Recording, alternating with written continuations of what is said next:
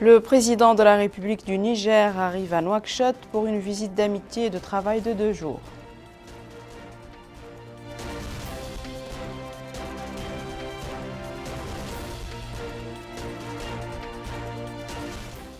Le président de la République s'entretient avec son homologue du Niger, entretien au cours duquel ils ont passé en revue les domaines de coopération entre les deux pays.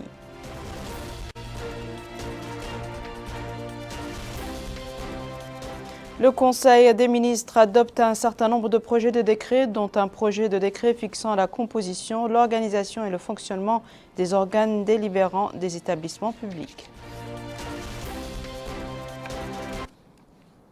Bonsoir mesdames, mesdemoiselles et messieurs et merci de vous joindre à nous pour vous prémunir de la Covid-19. Faites-vous vacciner et respectez les mesures barrières. Le président de la République du Niger, M.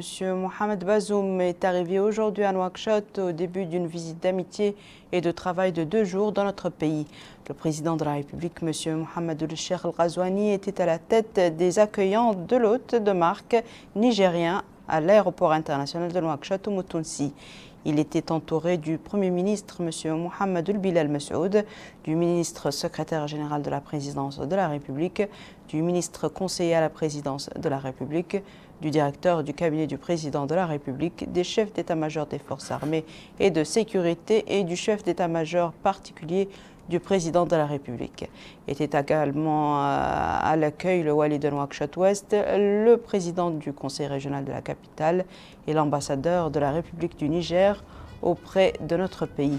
Après avoir écouté les hymnes nationaux des 2 pays frères et passé en revue les formations venues leur rendre les honneurs, le président de la République du Niger a salué les ministres de la Justice, des Affaires étrangères, de la coopération, des Mauritaniens de l'extérieur, de la Défense nationale, de l'Intérieur et de la décentralisation et certains membres du corps diplomatique.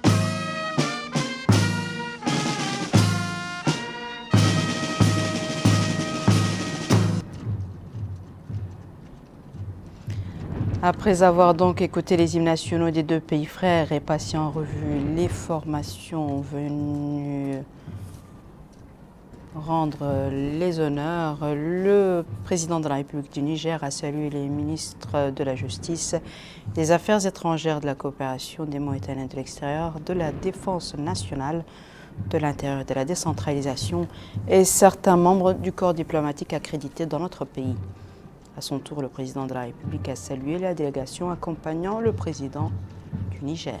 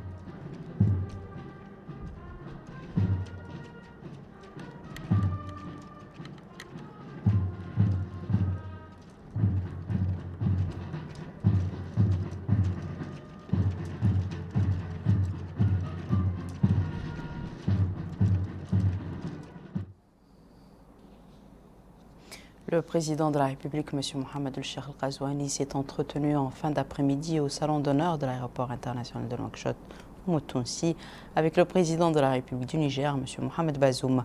Au cours des entretiens, les deux chefs d'État ont passé en revue les domaines de coopération entre les deux pays et les moyens de les renforcer, de les avancer vers des horizons plus larges dans l'intérêt commun des deux peuples frères. La rencontre s'est déroulée en présence du ministre des Affaires étrangères, de la coopération et des Mauritaniens de l'extérieur, M. Ismail El-Cheikh Ahmed, du ministre de l'Intérieur et de la décentralisation, M. Mohamed Salem Merzoug, du directeur du cabinet du président de la République, M. Mohamed Ahmed Mohamed Lemine, et de M. Mohamed Lemine Loula Bouyul Cheikh Al-Hadrami et M. Harouna Traoré, tous deux chargés de mission à la présidence de la République, ainsi que de la délégation accompagnant le président de la République du Niger. Je vous le disais en titre, le Conseil des ministres s'est réuni aujourd'hui sous la présidence de M. Mohamed El-Cheikh El-Ghazouani, président de la République. Le communiqué final sanctionnant les travaux de ce Conseil avec Malika Naqli. Le Conseil des ministres s'est réuni ce mercredi 9 février 2022 sous la présidence de M. Mohamed El-Cheikh El-Ghazouani, président de la République. Le Conseil a examiné et adopté les projets de décret suivants. Projet de décret modifiant certaines dispositions du décret numéro 90-118 du 19 août 1990, modifié et complété, fixant la composition, l'organisation et le fonctionnement des organes délibérants des établissements publics. Projet de décret portant déclaration d'utilité publique de l'emprise des couloirs de servitude et de sécurité, des lignes électriques à haute et moyenne tension et des postes de transformation associés de la Somélec. Le présent projet de décret a pour objet de déclarer d'utilité publique les couloirs de servitude et de sécurité des lignes électriques haute et moyenne tension et des postes de transformation associés. Cette déclaration d'utilité publique concerne un réseau électrique des 3 lignes suivantes.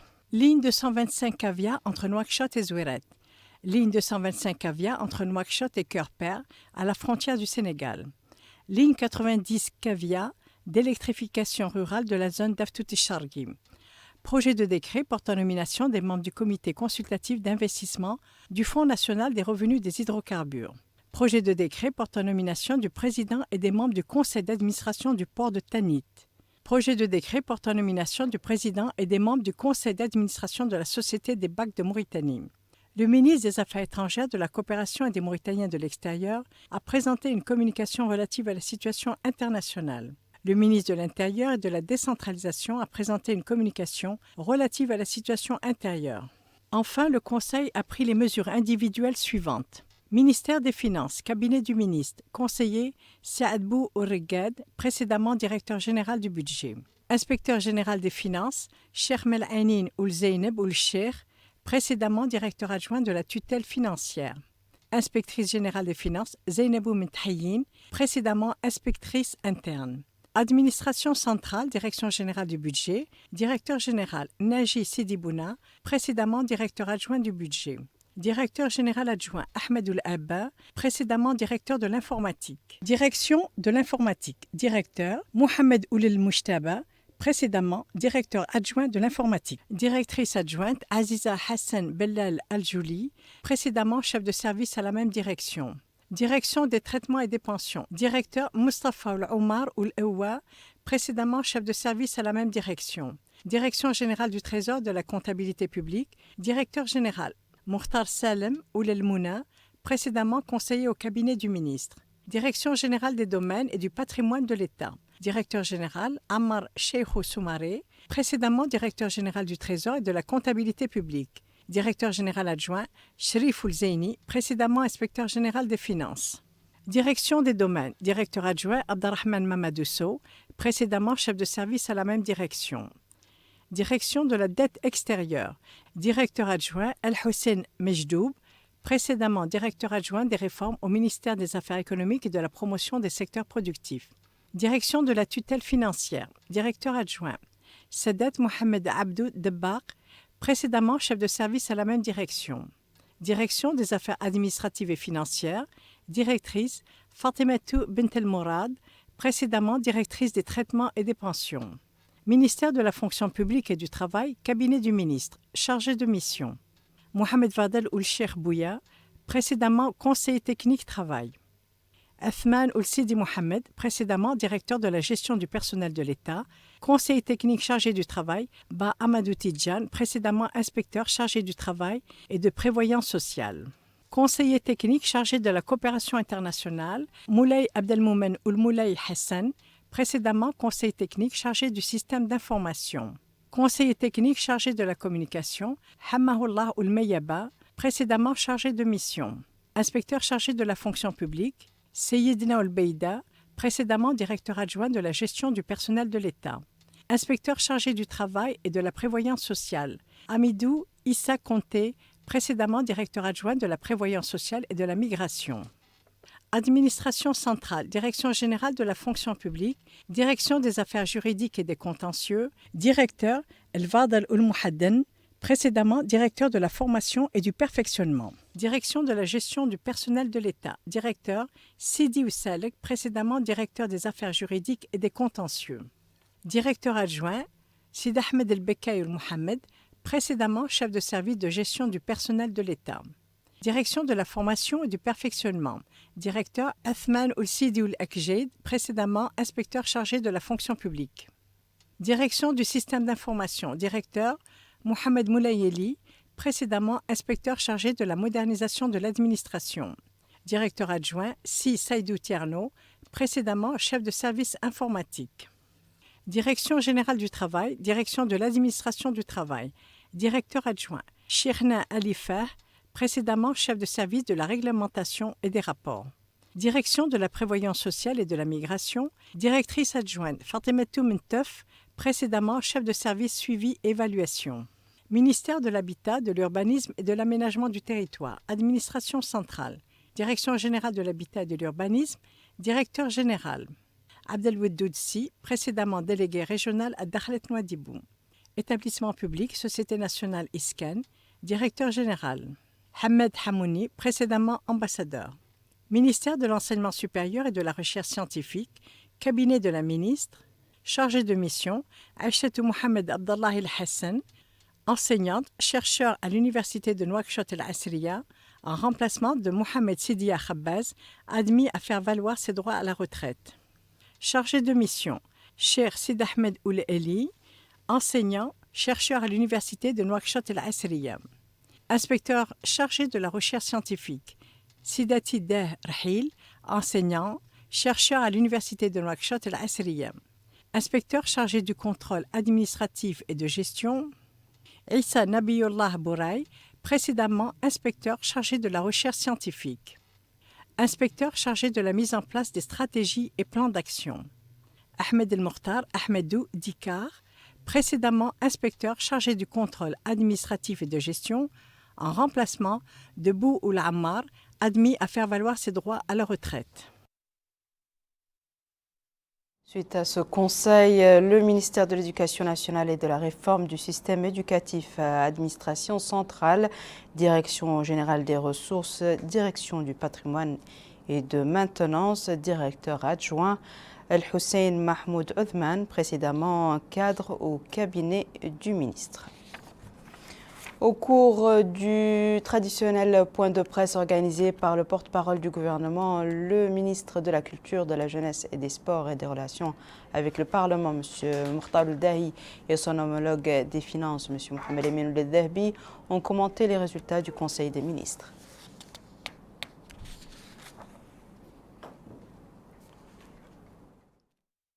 Le commissaire aux droits de l'homme, à l'action humanitaire et aux relations avec la société civile, M. Cheikh Ahmed Ahmed Salem Ould Sidi, a décoré au nom du président de la République aujourd'hui, au siège du commissariat à Nouakchott, des cadres et acteurs du secteur des droits de l'homme, de l'action humanitaire et des relations avec la société civile. Compte rendu de Malika Naqli. Le commissaire aux droits de l'homme, à l'action humanitaire et aux relations avec la société civile, M. Cheikh Ahmedou Ahmed Salem Ould Sidi, a décoré au nom du président de la République, aujourd'hui au siège du commissariat à Nouakchott, un ensemble de cadres et d'acteurs du secteur des droits de l'homme, de l'action humanitaire et des relations avec la société civile. Le commissaire a décoré de la médaille de chevalier de l'Ordre du Mérite national, messieurs Rassoul Oulil Khal, commissaire adjoint aux droits de l'homme, à l'action humanitaire et aux relations avec la société civile. Isselmoul Salehi, directeur de la communication, de la documentation et de la formation. Madame Zeynebou Abdul Samba Korka, président de l'ONG Silatur Rahim. Messieurs Bouddha Oulbounenna Oulkawar, président de l'Association pour le développement et l'action caritative. Et Mohamed Mahmoud Sidi Mohamed, militant humanitaire. Quant à Madame Lella Aïcha Cheikh Ould Dedda, directrice adjointe du département des affaires financières et administratives, elle s'est vue décerner par le commissaire la médaille d'honneur de première classe. Pour leur part, Madame Mariam Tbennahi Ould Ahmed Taleb, directrice adjointe du département de la communication, de la documentation et de la formation, et Lab Ould Hennoun Ould Boussef, directeur adjoint du département de la promotion des droits de l'homme, ont été décorés de la médaille d'honneur de deuxième classe. La cérémonie s'est déroulée en présence des chargés de mission, conseillers et directeurs de la commission. Cap sur Nouadhibou, à présent, le président de l'autorité de la zone franche de Nouadhibou s'est entretenu avec une délégation de l'Union européenne conduite par M. Jones Guilhem, ambassadeur-chef de délégation de l'Union européenne en Mauritanie. La réunion a porté sur les opportunités d'investissement, les moyens de les valoriser et la situation du secteur de la pêche à Nouadhibou. Bokar Baïlaba. L'objectif stratégique majeur visé à travers la zone franche est de faire de la Mauritanie et de Nouadhibou en particulier une destination privilégiée tant pour les investisseurs internationaux que pour les opérateurs nationaux. Justement, c'est tout le sens de la visite d'une délégation de l'Union européenne dans notre capitale économique. Une délégation conduite par son Excellence M. Guilhem Jones, ambassadeur chef de délégation de l'Union européenne en Mauritanie. Les deux parties ont abordé des sujets liés au secteur des pêches, en vue de trouver les voies et moyens de le développer davantage. L'objectif est d'accroître sa valeur ajoutée et sa contribution dans le développement, notamment au niveau local. Nous remercions son Excellence, Monsieur l'ambassadeur de l'Union européenne, de cette visite et que nous attendions depuis quelque temps. L'honneur et le plaisir est pour nous. Il a eu donc à nous donner l'opportunité d'expliquer la zone franche, les facilités qu'elle donne aux investisseurs et le fait que la zone franche de Nouadhibou est une zone extrêmement prometteuse pour la coopération entre l'Union européenne et la Mauritanie. Et nous avons donc eu à développer devant son Excellence tous ces projets d'une importance capitale, dont, entre autres, le futur port en eau profonde, le futur aéroport international de Nouadhibou, la station de traitement des eaux usées pour la zone industrielle de Nouadhibou. Et nous sommes très confiants quant à l'avenir de l'implication des investisseurs et des sociétés européennes à Nouadhibou. Pour l'Union européenne, cette visite vient à point nommé, d'autant plus que la Mauritanie et l'Union européenne viennent d'activer leur partenariat, notamment dans le domaine de la pêche. Première visite pour moi à Nouadhibou qui a permis notamment de faire un focus particulier sur le secteur de la pêche. Le secteur de la pêche qui est si important dans notre partenariat. Nous avons un accord de pêche extrêmement important dont le nouvel accord vient de rentrer en vigueur et c'est vraiment un accord financièrement très important pour les deux parties. Donc je m'en réjouis et j'ai voulu venir ici pour déjà regarder de près comment ça se passe dans ces secteurs, parler avec plusieurs entreprises européennes et bien sûr avec les autorités. Et c'était vraiment aussi l'occasion de parler avec le président, avec le Wali et de comprendre un peu les grandes ambitions qui sont là pour Nouadhibou qui est très porteur de potentiel.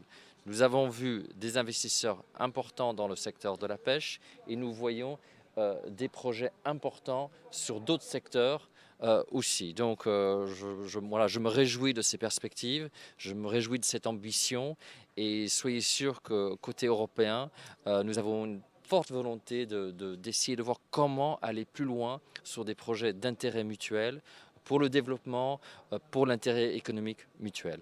Pour rappel, la zone franc de Nouadhibou a pour mission d'attirer l'investissement et encourager le développement du secteur privé, développer les infrastructures dans la zone, promouvoir le développement de Nouadhibou pour en faire un pôle de compétitivité et un hub régional de classe internationale, créer de nouveaux emplois et impulser le développement économique et social du pays. Retour à Nouakchott où se poursuivent les travaux de la deuxième journée de la deuxième édition de la conférence africaine pour la consolidation de la paix, organisée sous le slogan « Offrir la paix au monde ». Cette deuxième journée a été marquée par une série de débats intellectuels et scientifiques. Amina Mtakhlil. Les discussions sur la paix se poursuivent pour la deuxième journée consécutive au Centre international des conférences Al-Mourabitoun de Nouakchott. La deuxième conférence africaine pour la paix réunit des intervenants de tous les pays africains, l'objectif étant de renforcer et de promouvoir les valeurs de paix et de tolérance entre les peuples et individus. L'occasion pour l'ex-ministre tunisien des Affaires religieuses de louer cette rencontre permettant l'échange entre leaders d'opinion, ulama, hommes politiques et penseurs sur le sol d'un pays connu pour ses valeurs culturelles, civilisationnelles, traditionnelles et de tolérance, pour échanger sur un sujet qui préoccupe le monde entier en général et notre continent africain en particulier. M. Mohamed Khalil a précisé que l'ancrage de la paix est étroitement lié à l'abandon de l'extrémisme et à l'adoption d'une approche modérée telle que dictée par notre religion islamique. La deuxième session de la matinée a été consacrée au dialogue et à l'ancrage de la paix sociale et s'est axée sur des exemples tirés de pays ayant une expérience dans le domaine, tels que le Mali, le Burkina Faso, la Côte d'Ivoire et la Mauritanie, entre autres. Des participants issus de ces pays ont proposé et présenté des solutions, dont celle de Cheikh Abdallahi Ouedraogo, imam de la grande mosquée du Burkina Faso. L'imam Ouedraogo, qui a appelé à l'adoption d'une approche religieuse modérée qui favorise le dialogue, la paix et la coexistence, surtout dans la zone du Sahel qui connaît des crises ayant affecté tous les aspects de la vie, notamment l'éducation, qui constitue une armure contre les préjugés et la xénophobie. Pour sa part, M. Yahya El-Baba, participant, a affirmé que l'extrémisme est l'ennemi des nations et qu'il faut le combattre à tout prix. Les interventions ont également abordé le rôle des jeunes Africains dans la préservation et la protection de la paix, ainsi que leurs droits et devoirs à ce sujet. Son Excellence M. Ahmed Ould Dayoum Mohamed Radi a présenté hier à Beyrouth ses lettres de créance à M.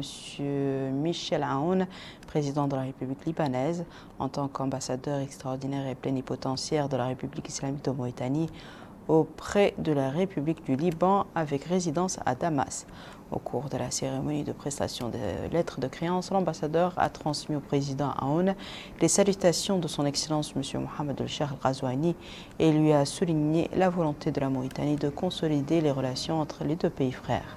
Pour sa part, le président libanais a demandé à l'ambassadeur de transmettre ses remerciements au président de la République, M. Mohamed El-Cheikh Al-Ghazouani, et à travers lui le peuple mauritanien pour le don précieux offert au peuple libanais lors de la crise de Beyrouth en 2020, ainsi que ses vœux pour davantage de paix, de progrès et de prospérité.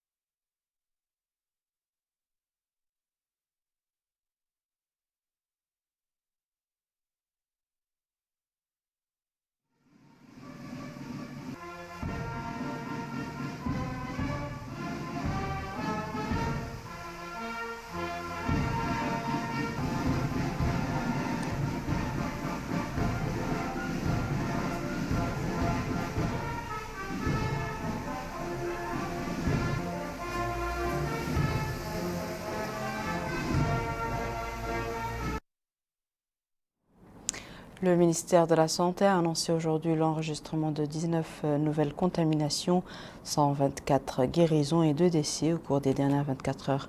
Je vous invite à suivre le point de presse du bilan de la pandémie du Covid-19. Durant les dernières 24 heures, 2576 nouveaux tests ont été réalisés, dont 558 PCR. Nous avons enregistré durant les dernières 24 heures 19 nouveaux cas positifs et 124 guérisons. Pour les performances des tests, les performances sont faibles au niveau de la région de Trarza, d'Adrar, de Tsagan, de Nouakchott Nord et Nouakchott Sud. Donc, au total, 86% de la cible des tests. Pour la courbe de l'évolution de l'épidémie, les chiffres, alhamdoulilah, ils sont très bas et les taux de positivité sont quasi nuls. Donc, ce qui montre la sortie, alhamdoulilah, de la 4e vague. Pour les taux de positivité, la région d'Adrar reste élevée par rapport au taux de positivité. Par contre, pour les autres régions, toutes les autres régions sont en dessous du seuil de contrôle de l'épidémie. Aussi, pour les cas actifs, le nombre de cas actifs est faible au niveau de toutes les régions. Durant les dernières 24 heures, nous avons enregistré l'hospitalisation de 2 patients dans des unités de Covid-19. Nous avons aussi enregistré 2 décès. Et aussi 4 sorties d'hôpital ont été enregistrées durant les dernières 24 heures. Au total, nous avons 17 hospitalisés, dont 6 graves. Pour la situation de la vaccination, nous avons des chiffres faibles dans la région d'Adrar, Tsagan, Tirzemour, Inchiri, Nouakchott Ouest.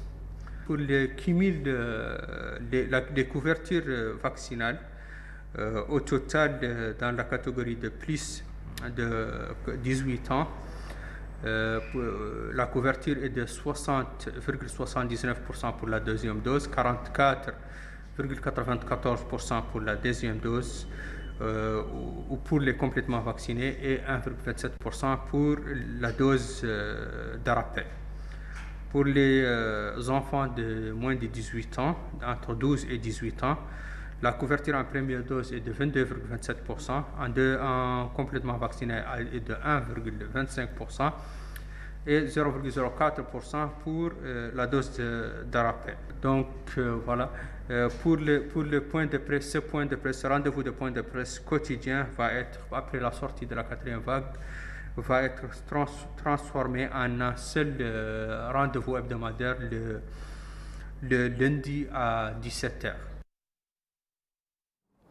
Les centres de vaccination de Nouakchott continuent de recevoir les citoyens souhaitant se faire vacciner contre le coronavirus. Les autorités sanitaires cherchent à étendre le cycle de vaccination pour obtenir l'immunité nécessaire contre ce virus avec ses différentes variantes. Retour à Bokar Bailaba.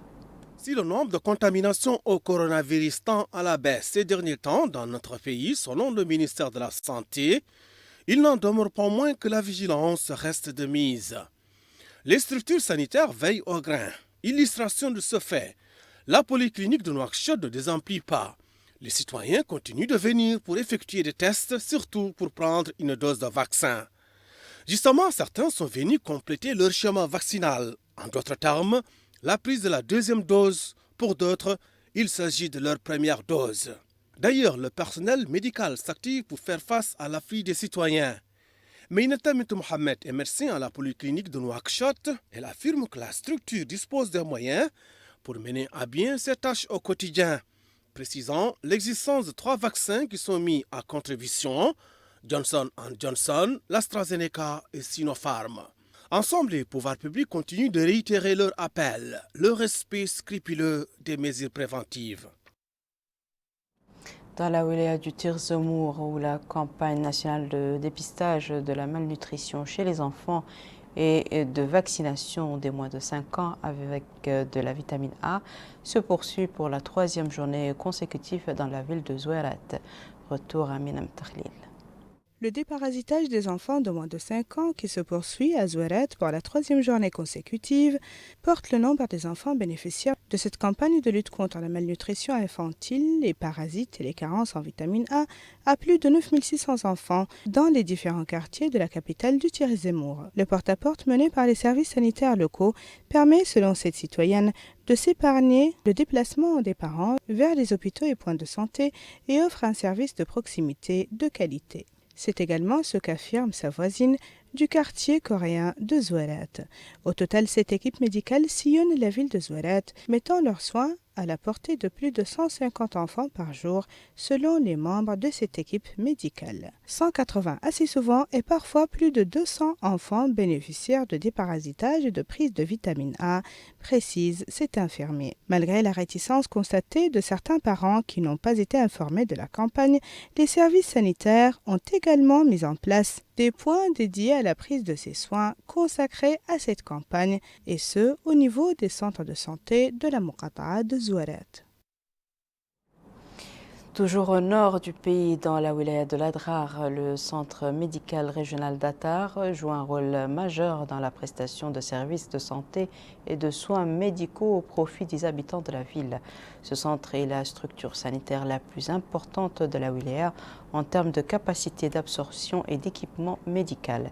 Découvrons-le avec Najia Jekani. Le centre hospitalier d'Attar, une structure principale de santé, connue pour les soins de qualité qu'elle procure aux citoyens et ses équipements modernes se permettant. Selon le directeur du centre hospitalier d'Attar, M. Abdallah Oulahmeyed, le centre est doté de 60 lits et reçoit des dizaines de consultations par jour. De son côté, le médecin généraliste M. Cherniaji Oulsidi a indiqué que les services les plus sollicités sont ceux de gynécologie et de chirurgie. 50 à 60 consultations quotidiennes pour les services de gynécologie. En plus des cas d'urgence qui nécessitent l'évacuation immédiate à la capitale Nouakchott. Le centre est également doté d'un laboratoire qui comporte tous les appareils nécessaires aux analyses. Pour M. Abdelkader Ould Abdallahi, technicien de labo, a signalé que le centre nécessite davantage de spécialistes et d'équipements nécessaires.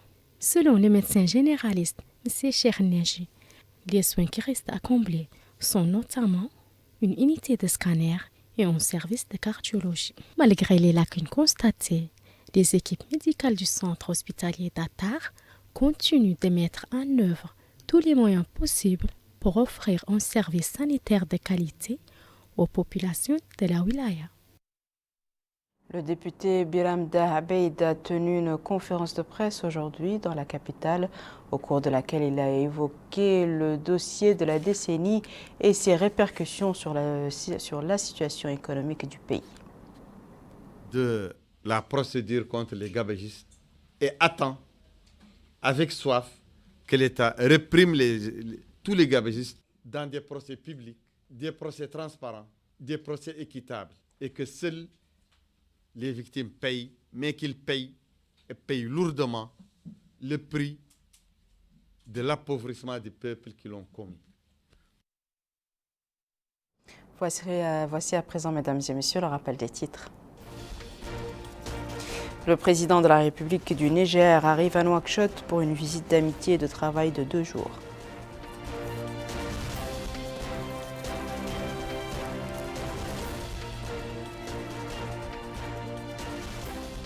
Le président de la République s'entretient avec son homologue du Niger, entretien au cours duquel ils ont passé en revue les domaines de coopération entre les deux pays.